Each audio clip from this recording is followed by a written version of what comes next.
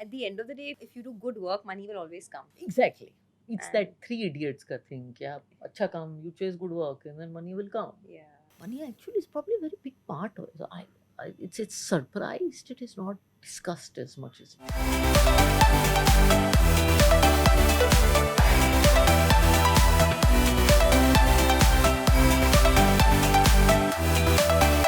Hello and welcome to season 4 of Learn with RG. Radhika is right here with me. And Radhika, today we're going to talk about something different. We always talk about markets and mutual funds and stocks, but today we're going to talk about money and mental health, right? yes. Because it's a topic that no one talks about. Nobody discusses money with their spouse, nobody Mm. discusses money at home, nobody teaches you how to manage money. And Yeah. I think this is a topic that needs to be talked about. Yeah, and the strange thing is so many of the emotions I feel that get triggered in a person get triggered because of money. There's pride that comes with earning money, there's anger, there's jealousy that comes with seeing someone do better than you.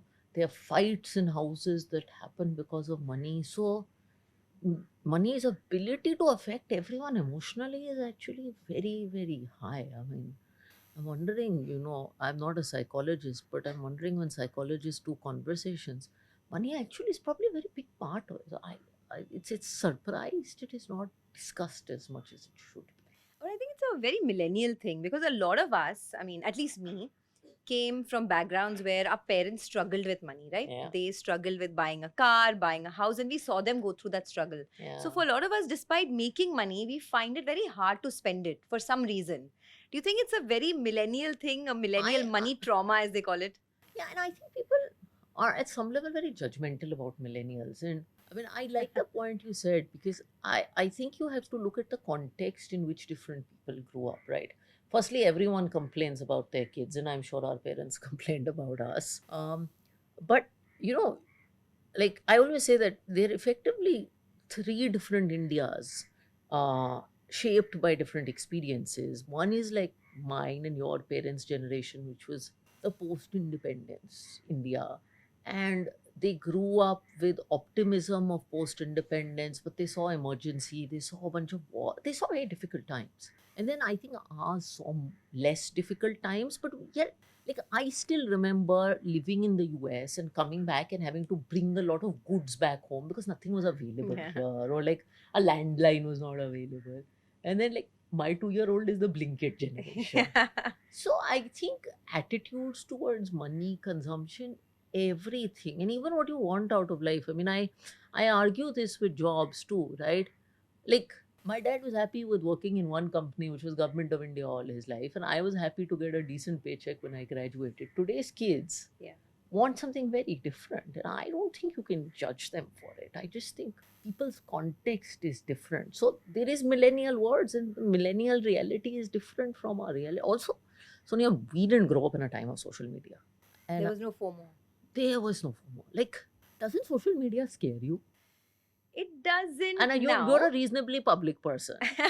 It doesn't anymore. Huh, But yes, it used to give me a lot of anxiety earlier. huh, But then if you kind of moderate your social media consumption, yeah, see, for us it's easier because we are on the other side of 35. yeah, But yeah, people who are much younger, like when yeah. I speak to my friends who are between 25 and 30, I Huh. see the struggles they go through. Like when they see their peers like on fancy holidays all the time, buying the fanciest products. We never knew who was Yeah, going and we were where, not. Are right? those holidays real? I don't remember. But But I also want to ask you about your own journey with money because I'm sure it's changed a lot yeah, over the last, say, 10, 15 years. How has it been? What is your relationship with money now versus what it was, say, a decade and a half ago? so I think, like many people of my generation, I mean, I grew up with my parents not having that much money, and there are lots of random myths about foreign service kids because my dad was in government. Because you assume if I lived in places like Italy, I'd be very rich. It's actually, I've never said this, but actually not true because government doesn't pay you very much money, right? And I always think money is such a relative term, right? I can say I'm very privileged, but if I want to benchmark myself to Mark Zuckerberg, I can feel very poor. Yeah. And so I remember as a teenager, it's funny. I used to go to an American school because dad was overseas. Now, the government would pay the fees for the American school, but it won't pay you for the lifestyle. Obviously, it's not expected to, right? So, if you would see your classmate go on a summer vacation or have really fancy clothes while you were wearing like open market, like cloth clothes or like bazaar street clothes, you would feel a sense of insecurity, and it's triggered my money. I think so. I grew up with a lot of these things that parents are not as rich. And like when I went to college again, because I went to a school overseas, at least in 2001, when I went to the US, kids who went to college abroad were kids of industrialists. That's not true today because you have a lot of high performing professionals, etc. But like most people in my graduating class who were from India were loaded. So I remember going on campus and being like, I have to work two jobs and pay a loan, and like girls are walking in with a coach bag, and like a coach bag was a Was big huge that source of time. insecurity for me. I was like, she's a coach bag, and I have to like earn $8 an hour. So I grew up with a lot of this, and in fact, Do you still have that insecurity now, or have you kind of overcome it? I have taken time to overcome it. I don't have it today, but it has been a journey. So I remember when I graduated, and I think I've told this story about one of the first things I did was buy a very expensive Louis Vuitton handbag when I graduated. And you can go back to the coach bag of freshman year because it was almost a symbol of liberation that I'm done with the student loans. I finally am earning. I'm not poor anymore. So I had a bit of that. I had a bit of that as an entrepreneur because when you're an entrepreneur, you don't take salaries. I don't think many people know. In Forefront Capital, we didn't take salaries for 3 years, and we didn't even have a car. Um, and I used to feel very embarrassed because see, when friends live, see, if a bunch of people who have graduated from college live in the US, you all live a reasonably equal life. You all take the subway. Lifestyle doesn't. But these comparisons start showing up when you move to India and someone's father is an industrialist and they live in a really big house and you live in some sad 1 BHK where you can't even invite anybody over. These things start to eat at you. So I went through it in my college phase and in my entrepreneurship phase. I think in the last 5 years, I've found a sense of, okay, it doesn't matter. So how did you get to that state of, being dispassionate about money? How did Because I'm glad you brought out that point about the Louis Vuitton bag.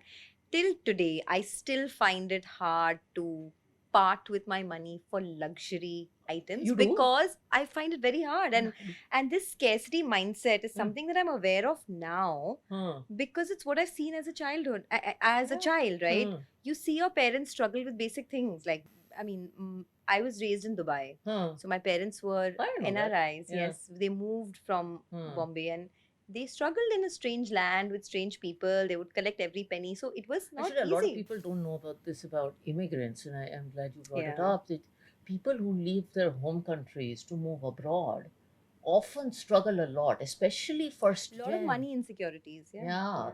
So, you're right. By the way, I also struggle with luxury. So I'll buy one handbag and I'll buy it once every 5 years. This is going to sound really funny, guys. Again, I've never bought. I can't get myself to buy a luxury car. I can afford it. But I can't get myself to. I still have it. Why do you think that is? I don't know because every time I tell myself, I'm going to get a bonus, I'm going to buy a fancy car. And I have never been able to do it, Sonia, because I think, and maybe it's a finance person, maybe it's the middle class person, I think the car is a depreciating asset. I drive it out of the showroom. Firstly, I don't drive. And 30% of the value will be gone. And then in Bombay Road, someone will hit it. I But you know don't- something, you're not alone. I talk to so many CEOs, millionaires, billionaires, right? Huh. Through because of my work. I can't tell you the number of people who cannot part with their money. It is so peculiar because I mean, it's of course the scarcity mindset that despite having a lot of money, Yeah. you have money anxiety, which means that you are anxious to part with your money. Whenever there's a big payout coming, you start getting stressed out. Yeah. Whenever there's money that comes into your pocket, then you Mhm. feel, oh, it's not enough. It's not enough. So that is what we're trying to address here, right? Yeah, How like, do you I move still from optimize coupons on Zomato. I mean, it's, like I get excited about 40 rupee coupons on Zomato. So it's just mindset. Yeah. I mean, I think one thing I do think personally now, though, 18 years ago when I had graduated from college and people would say, "Oh, you don't have a fancy handbag," I would feel insecure about it. Now, if someone says, "Why do you drive in Innova?" I've come to a point where I'm like, You my don't choice, care. my life. Because So you don't have anything to prove anymore. I think it's because you don't have anything to prove. I've also learned to start practicing gratitude, which I think is extremely important because when I look around, and it's not just in, I generally now feel like that I'm pretty lucky in life. And I tell myself that almost every day. I mean, every time I win an award or something good, "Dude, I'm lucky. And I think that makes you rise above a little bit. So perhaps it's not having to prove, perhaps it's just getting old. But now I'm more cool with the Innova. I don't know. Are you like So I don't drive a luxury car. I drive a hybrid car because huh, I enjoy driving it. huh, And yeah, I've never been someone who's been interested in luxury cars, but huh, I've always wanted to buy a luxury bag, but never able to do it. huh, So getting over that as well, yeah, trying to sort of, move from a scarcity to an abundance mindset, mindset. which is something I have been struggling with. But for a lot of the young people, right, there is a lot of peer pressure related to money. Yeah. What is your advice to them? I mean, does it just come over time, or do you have to practice it? How do you move from that, that fear related to money? I think it's a journey. Yeah. I don't think there's a formula. I think it is a journey of growing up and realizing when you're in your 20s, you're struggling with a lot of things, right? You're struggling to find career footholds. And I think careers in your 20s can be very demanding because you don't know if you're in the right place, right time. So, struggling with that. You're often struggling with relationships in your 20s. You're struggling with identity. You're struggling with a sense of purpose. So, I think as you find a sense of purpose, this kind of stuff becomes a little less. And look, we are India, we are Sharma ji, we are keeping up with Sharma ji's. Like, I mean, it is keeping up with Kardashians, we are keeping up with Sharma ji's. That is how we were brought up and raised. And the other thing that I think helps is the problem with money comparisons is people think they are relative. You have to make the problem absolute. Do you Mhm. have, because if you're fighting a relative battle, you will always be unhappy in life. I can Mhm. guarantee you that. But if you're fighting an absolute battle, then you're okay. I mean, Yeah. you know this. I So think a lot of it also stems from it being such a patriarchal society, right? At least when I was growing up, I was never empowered to take any money decisions. yeah, It was only after I got married yeah, that my husband was very like empowering, like he empowered me to take a lot of money decisions in the house. But growing up, I never knew where the money went. I yeah. never knew where the money came from. I never knew where my college fees is coming Mhm. from. So in that context, I think if we start empowering women a little more to even just talk Actually, about these everybody, men, women, children, yes like by the time, if children more importantly, yeah. like one of the anxiety reasons I have felt anxiety about money, which I think others go through also, is you just don't know how much you have. So Yeah. sometimes when I have this struggle to enjoy life, my husband kind of tells me what we have. You see, I mean, life has to be lived in the middle path. This is Correct. like my favorite belief that it can't be lived doing an SIP with all the money you have, Yeah. and it can't be lived by buying Louis Vuitton bags every day of your life. I mean, it has to be some middle. And sometimes just putting the numbers down and having information gives your mind comfort. So there was a phase in my 30s, after we had sold the company. I remember we had joined Edelweiss, starting to see real income after a while, where I had this allocation in my head that I called it a chilling expenditure. And every year when I used to get a bonus, I would allocate some small amount. It was 1, 2%. It was not a large, and I would buy myself some piece of jewelry, and it was my chilling expenditure. But just documenting all of that what is my luxury expenditure as a percentage of what I have, kind of helped me But would you enjoy. feel guilty making that expenditure? No, once I started documenting it, I actually was very proud of it because then Okay. I would justify to my bania hairs only 2-3%. Every 2-3, I pay 2% education says or higher education says or whatever that says is I have 2% For your fun. for. And the other thing that's helped me is when I turned 40. My mom, who is like the person who gets excited about free Kotmir, I mean, she's that mania. She gave me a lecture about how at 40 now you need to start enjoying it. And she's like, you spend like, I was a studious kid, 30 years of your life working, working, working, working. And she's like, at 60, you may not have the health, the time, and all of this to enjoy these things. So Yeah. start enjoying it. So now that when I have a purchase or I'm thinking, that rings in my head. But what does money mean to you? What is, for you, what is the definition of money? What does it give you and what is the meaning? I hope it is something I don't need. Like, I've never thought of a definition of money, but it's something I should not want to think about every day, even though ironically I'm in the business of money. But it should give me peace of mind to lead a nice life. It shouldn't come in the way of happiness. I guess that is how I think about it. Like, I don't think about things like I want to have a 5,000 crore net. I don't make these plans. But I often think that if I want to take my kid on a vacation or send him to the best school or just do a few things for myself, money should not come in the way. So for me, I think it's money should not come in the way. And it's a function of childhood where I saw money perhaps come in the way of Of having a everything. foreign education, for Yes. instance, which I felt I deserved. So I feel that I think as long as it doesn't come in the way, as long as it's well planned, and I'm able to do things I want for myself and for my family. I see as I've gotten older, I've also realized there's great joy in just doing things. So money where it enables you to do things for parents, for in-laws, for a generation that honestly worked much harder than us and Correct. endured a lot more than us. Like that makes me very happy. Like my dad is this Club Mahindra addict and there's no problem with it. But I've just been taking him on slightly better holidays and he gets very excited about Yeah. it. And just seeing him feel happy about it, it's So quite nice. when people say, right, money doesn't give you happiness, I don't agree at all, because I I don't think know. it can bring so much joy to your Yeah. life, especially to the people around you, Yeah. especially your parents, your children, your Then spouse, and all of that. No, I only totally money agree. doesn't give you happiness. Yeah. Yeah, I think that maybe it has to be rephrased. But money enables you to do things that can give you. It's a tool that enables happiness, and lack of it can enable a lot of unhappiness. Maybe that is. But I tend to agree with you. Yeah, there are a lot of things you can do. Yeah, absolutely. And when you talk about your relationship with money, right? There's one very important angle which we'll talk about, of course, in greater detail later, but just some brief snippet on it about you and your spouse's relationship with money, right? Yeah. Because a lot of times we are in different pages with our spouse when it comes to money.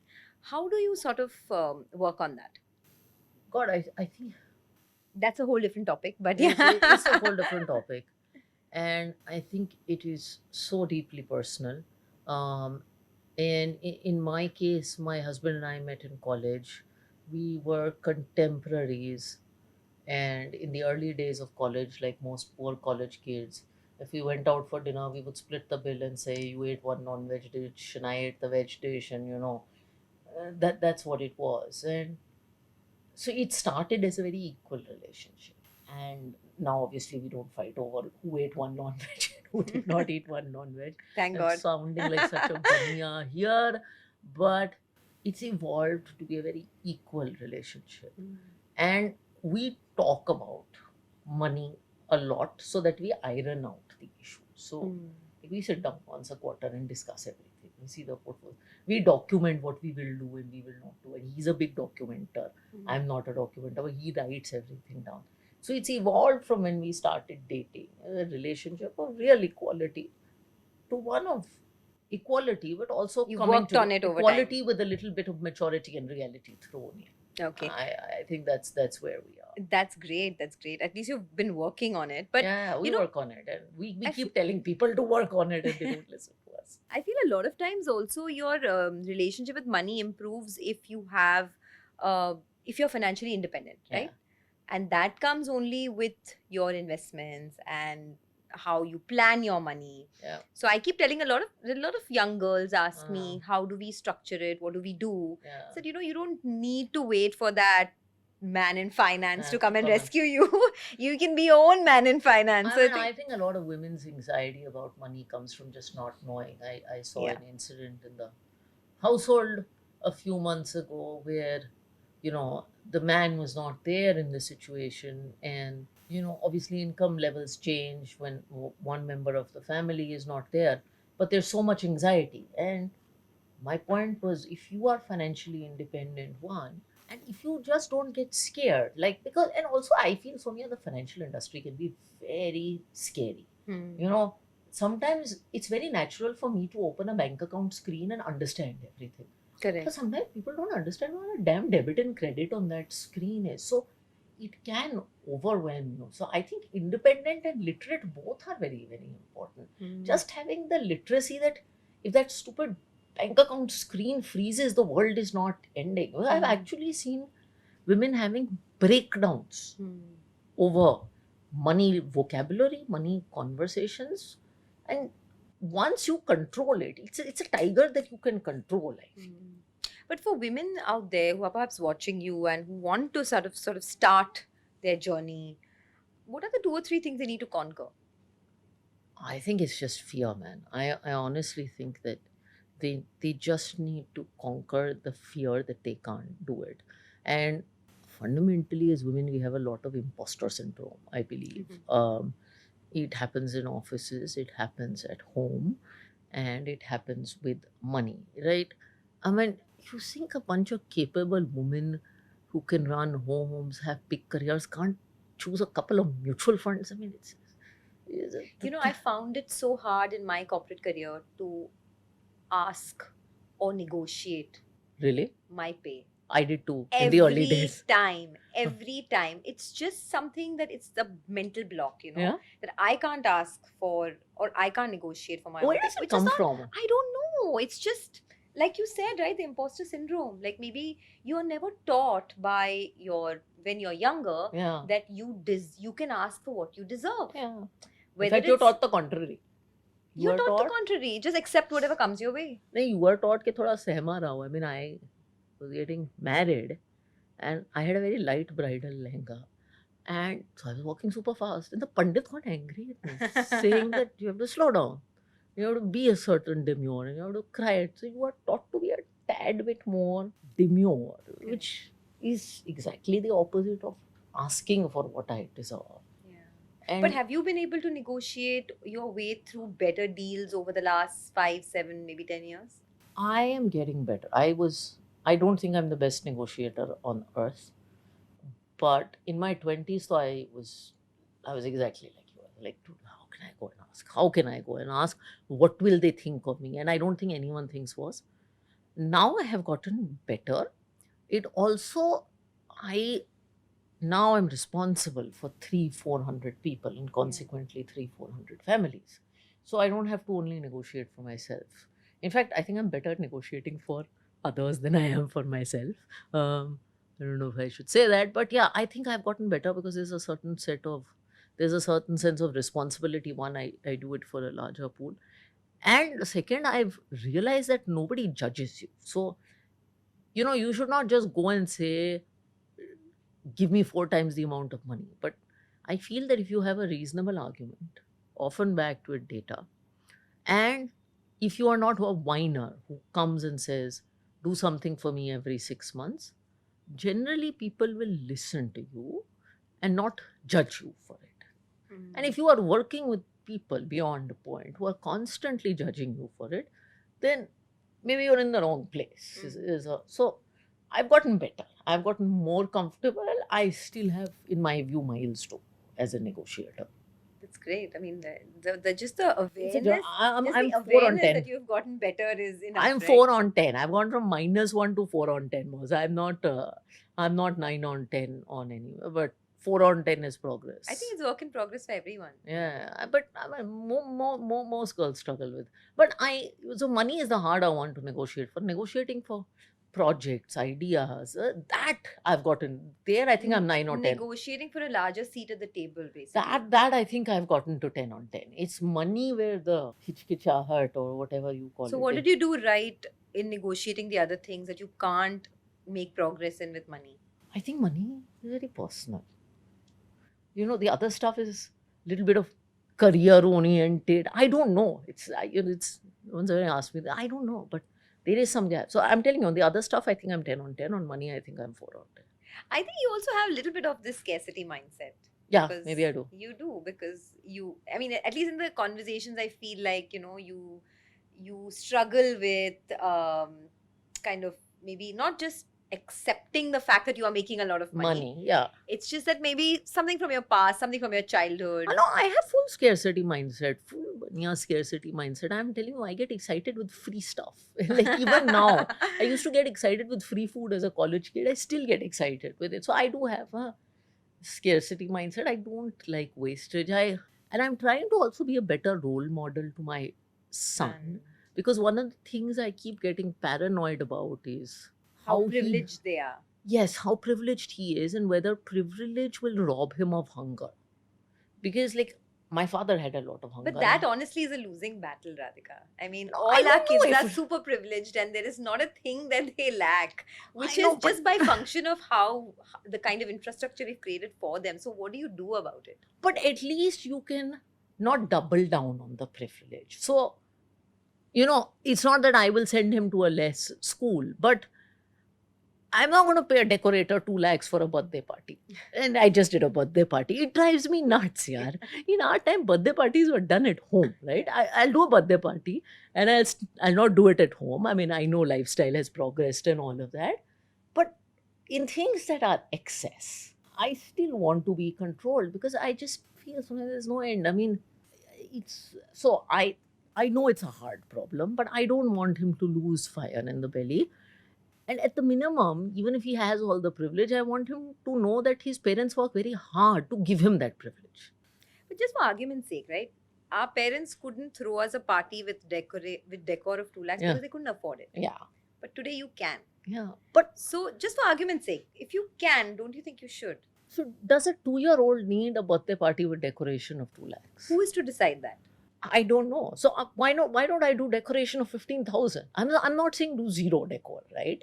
But I'm saying कुछ तो limit होनी चाहिए. Of course, I agree with you. I mean, I come from the same. I'm telling you, कुछ convincing तो- the convinced. But कुछ तो limit होनी चाहिए इन चीजों की. Like, Yeah.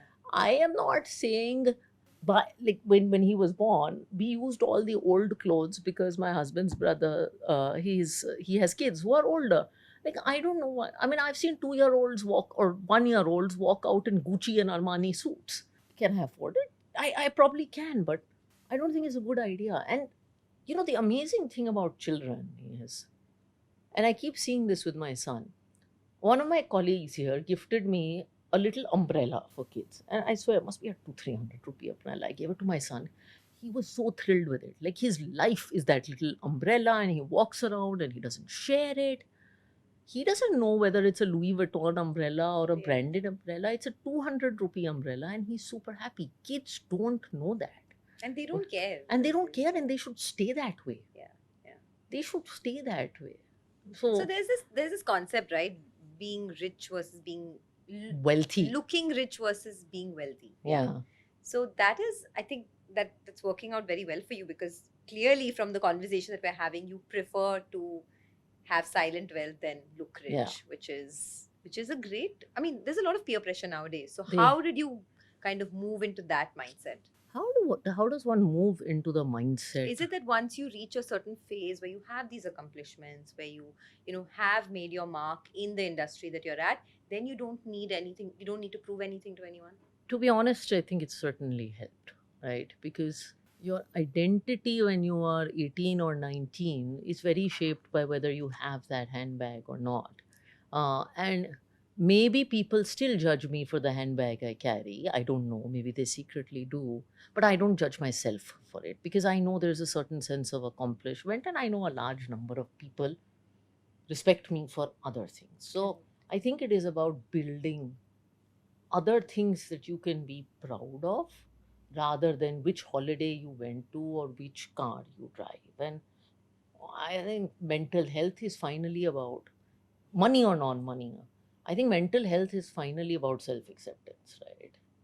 So when you start self-acceptance, you just feel a lot better. And I keep joking that if you watch everyone's life on Twitter or LinkedIn or Instagram, you will believe that people have perfect marriages, perfect holidays, and perfect careers, and everyone's getting promoted, and everyone's getting paid, and everyone's business is doing well, and everyone has turned a monk, And and everyone's in Maldives. everyone's in Maldives, and everyone's eating designer food, and everyone's looking great.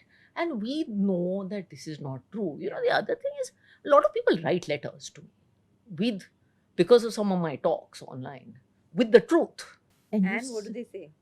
everybody is struggling. Everybody is struggling with something.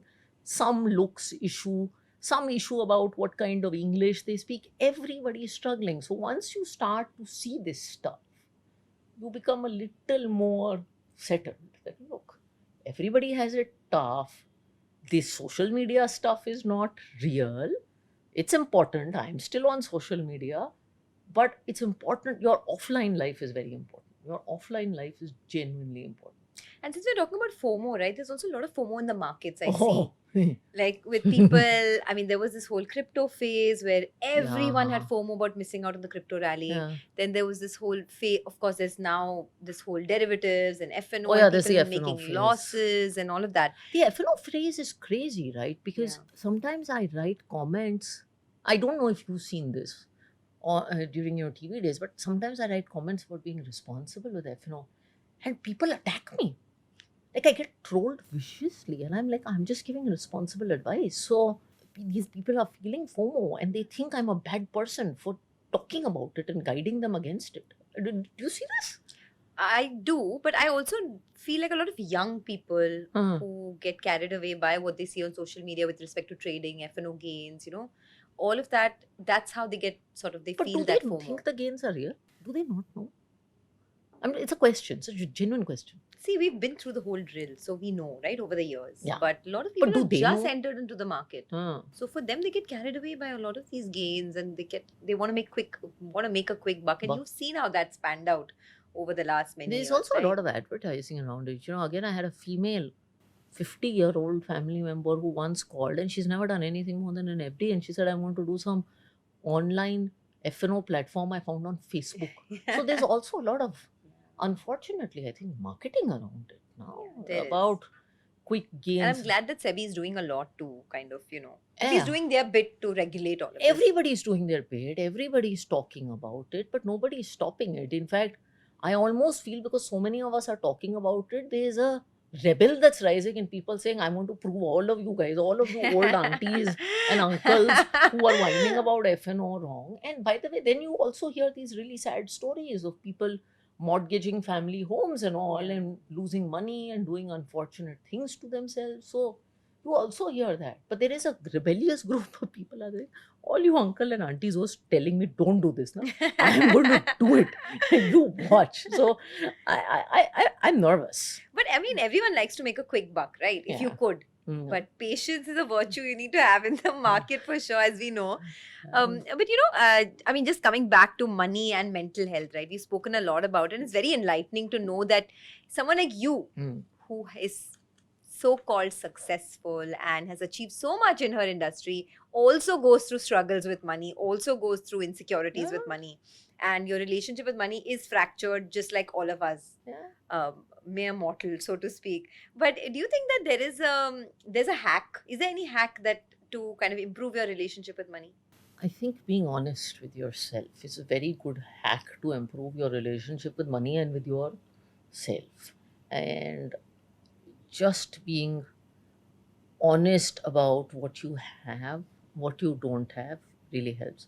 I think practicing gratitude is a very good way to improve your relationship with money, because most people, most of us, I think, have a lot. So, writing thank you or telling yourself thank you every day. I write a gratitude list at the end of every year of 10 awesome things that happened to me. Yeah, and you've told me this before. Yeah. I do it, and I post it online so that other people write these lists. But I think gratitude is a way to improve your relationship with money. I think not thinking relative and being a lot more. So one thing that is nice to do is there are two ways when you're sitting on a cup of coffee in the mountains that you can think about your life. One is you can think about all the people who were in your college class or CA class or whatever, and say, oh, there are those two classmates yaar, who are ahead of me in life, and that guy is driving a BMW and I have an Innova, and I'm so sad. Or you can think, this is where I was 5 years ago, Radhika. I didn't own a house 5 years ago. I lived in a rented place. I had this, and this is where I am now. And you can start benchmarking to yourself, and then you will feel like, yeah, boss, I've not done so badly. But you were driving an Innova out of your own choice, Radhika. You No, can but buy a BMW tomorrow if you no, want. whatever. So, okay, let's keep the Innova. But there's a guy who's bought 1,000 crore piece of property. Now, I Yeah. can't buy 1,000 crore piece of property. I don't think so. But whatever it is. Or there's a guy, there's a class, like Mark Zuckerberg is, by the way, the same graduating class that I am. So, you want to feel unhappy, you can feel unhappy. You know that, you know this. All mutual fund compensation is published online, Yeah. and especially CEO compensation, and the media writes articles about it. On 1st of May, an Excel spreadsheet roams around on WhatsApp. I have stopped opening the spreadsheet because if I am making X and a guy is making 2X, it is only going to make me unhappy. Correct. If I think I'm being paid less than what I deserve, I should go talk to people about it.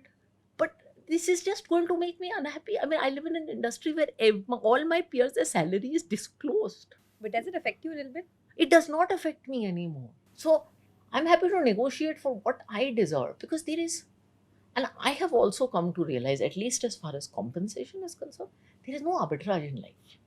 If you are good, I keep telling people, either your organization will pay you money, nobody is stupid, or someone else will pay you money.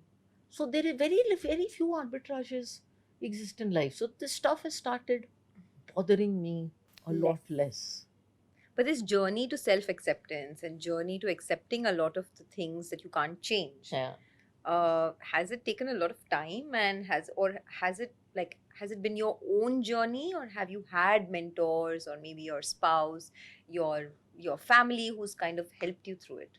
Because I know a lot of people struggle with it a lot. Like, there are people who, like you said, right? I mean, until you're the age of 30, I Yeah, think maybe yeah. 30, 35, everyone's journey is by and large the same. It starts It's diverging. after 35 that people have the same set of friends have Friends. drastically different lives. And there's this batchmate comparison in our Yeah. country. Everybody loves talking about their batchmates. I said this in my book too. Like, my father will always benchmark to his IFS batchmates, and like my brother will benchmark to his SRCC batchmates, and I will benchmark to my pen batchmates. So that comparison stays with you through life. But by the time, in fact, I was sitting with a group of batchmates a few years ago, and now our journeys are genuinely different. Yeah. Because when we were 24, we were all comparing starting salaries. And Correct. one of my friends said, he's like, we've all just taken different paths, and we're learning to find more happiness in our paths. And I'll tell you, the same group of kids who used to fight and compete over everything when we were 21, 22, we don't do it anymore. One person has gotten richer, one person is more spiritually evolved, one person is far more physically fit. Correct. And finally, your time on earth is limited, so you might as well enjoy it. It's all a zero-sum game anyway. Yeah, because it's a race where there is no finish line. There are only checkpoints. I became a crorepati, then I became 10 crores, then I became this. So you might as well enjoy whatever checkpoints there are. Like, I don't understand why people publish these rich lists. I think it's totally nonsensical. Like, who gets happy about being on? I think most people on the rich list don't get very happy. Why is about that? Why would you want I would love to be on a rich list. You Why wanna be not? on a rich list? Why not? I don't know what it feels like, so I don't know whether to feel happy or not. I have been Shouldn't it make you happy? I'll tell you, I've been on a lot of not rich lists, but power lists, right? Over all these women power lists. How does it make you feel? In the early days, I used to get like a very nice cheap thrill out of it. I used to get super excited. I was like, bucket list ticked, most powerful woman in India. Then my husband and mom were like, you have no powers. Ego boost. Yeah, it's just faltu ego boost. I think we are measuring the wrong things. We should be measuring very different things. Like, make a list of biggest job creators of India rather than people who have highest valuation. That's impact, right? Make a list of people who have motivated the most people. Make those lists now. I think we are measuring the wrong thing. So this is me getting philosophical. But I think No, you're right, you're right. measure the things that matter, right? people who've had most global impact. I mean, really? But don't you think you can say this because you're sitting in this position and you have Maybe. achieved what you've achieved? Maybe. And I people Like, I'm would. sure a lot of people would give an arm and a leg to sit where you are sitting today, Yeah, yeah, right? and most people, and I'm telling you, I got the cheap thrill out of being on the power list the first time. I got very excited, and all of that. So maybe I can say this with some degree of having done it, but I think we should be measuring better things. We should, for sure. But since our topic is money, let's come back to that. If you had to, put down a list of certain things certain virtues one needs to have to build a sustainable corpus, I'm not talking about how to invest. Yeah, yeah, yeah. I'm saying the psychology that you need to have to build a good corpus in 10, Mhm. 15, 20 years. What are the 3 or 4 virtues that one needs to have? I think habit is an important thing because investing starts from saving. So habit is very important, and just a constant recurring habit. I'm a big believer in just having a disciplined habit of saving. Um, I think balance in many ways, balance between saving and spending is important. Balance between too much risk and not taking any risk. Balance between not taking any action in the market and taking some action. A sense of balance, not letting the highs get to you too much, not letting the lows get to you too much. I think that is important. So balance, habit, these are good virtues. Discipline is, I would say, similar to habit. A lot of self confidence, and I don't think many people will say this, because when you are confident about what you want, you will tailor your money plans to your needs. You will not be hit by FOMO, and a lot of mistakes, in my view, are made because of FOMO. So, a certain amount of self confidence really, really helps. I'm not talking about the usual ones like long term, etc., but I think habit, discipline, balance, self confidence, these actually go knowing what is right for you and having the ability to just do that. And if there's one thing in your personality that you want to work on so that you can better your relationship with money, what would it be? You think you're not there yet. I mean, you still have to do some work on that. No, I want to do a better job enjoying what I've earned. That's that I think I work hard enough as a professional to earn. In fact, too hard sometimes. Uh, and I enjoy what I do. And I think I'm a very disciplined saver, so that has never been a challenge. And I am a very, despite being in the investment profession, I don't obsess whether I made 55% return this year or 43. If you ask me what return I made in the last 1 year, I will not even know. So I am quite neutral. Money doesn't give me sleepless nights that way, but I don't enjoy it as much as I do. So that is my attempt that started when I turned 40 last year, that I have to enjoy the fruits of what I have. Be dispassionate about Yeah, and the money. just enjoy. But do you work to earn money or do you work because you love working? Oh, I love. That's the second. Of course, money is important. Please don't tell my board. But I enjoy what I do, and I mean, no one's asked me this, but I don't make career decisions only based on money. And it's there's so many times when there are rumors about me quitting or this or that, but for me, there are lots of things that go behind what I choose to spend my time in. Because I actually believe that the biggest asset a person has is not money, especially in your 20s, 30s, even 40s, it's your time and talent. So you have to maximize the return on that. So I'm Correct. maximizing the return on my energy, on my time, on whatever talent I have. And so I'm very clear. I will not change a job just because someone doubled my paycheck. I am telling you, I will not. And I have had people who say, "Oh, this is what you are." It doesn't. It matters, but it's hygiene. It's not the primary determinant. It never will be. If you don't enjoy what you're doing, your ROI on your time and talent, it'll show. It's true. That's something to really think about. Yeah, I mean, I don't know what it is like for you, but very clearly for me. No, I've honestly, I've never chased money. I've always chased good work Yeah, because I feel like at the end of the day, if you do good work, money will always come. exactly. It's And that three idiots ka thing. Kya, acha kam, you chase good work and then money will come. yeah. If you create, it's to my point of no arbitrage, right? If you are doing work, if you are creating value, do you think you will not get paid for it? Then you are a fool. And I don't think I'm a fool. Mm.